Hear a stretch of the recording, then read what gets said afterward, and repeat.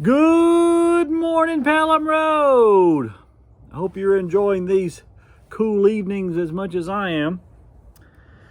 I opened this morning by reading Matthew 5, a passage usually called the Beatitudes. Now, the version I'm reading is the contemporary sort of cotton patch version, which is Southern American version, written in the 1960s.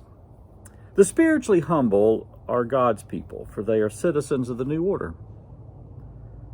They who are concerned to the point of action shall see their concerns fulfilled. And those who wear God's bridle are his people, and they will be his partners across the land.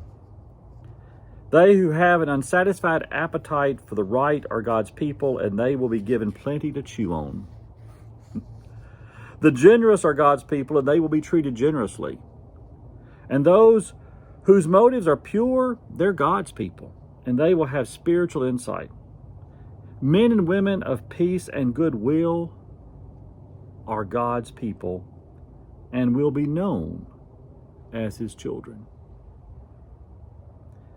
They who have endured much for what is right, they're God's people, and they are citizens of the new order. You are all God's people when others call you names and harass you and tell you all kinds of false tales on you just because you follow me.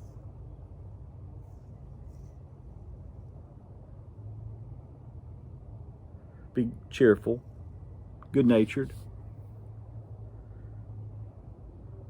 because your spiritual advantage is great. For that the way they treated people of conscience in the past. Be cheerful, of good-natured, because your spiritual advantage is great. And that's the way they treated people of conscience in the past. Oftentimes, this passage is seen as the opening of the Sermon on the Mount. It could be a sermon. It really could be. It may be delivered. It may have been delivered as a sermon. But for at least this one morning, this Tuesday morning, let's consider this as a lesson, not as a sermon. Now, the difference between a lesson and a sermon are subtle, but to a preacher, they are considerable. A sermon is heard, it's reacted to, possibly put into practice. But a lesson has the expectations of actually being practiced. A piano lesson is not hearing, is not reading, it's not even sitting and doing nothing.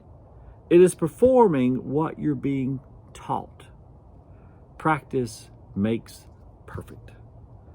The expectation of Jesus is not for us to memorize these Beatitudes.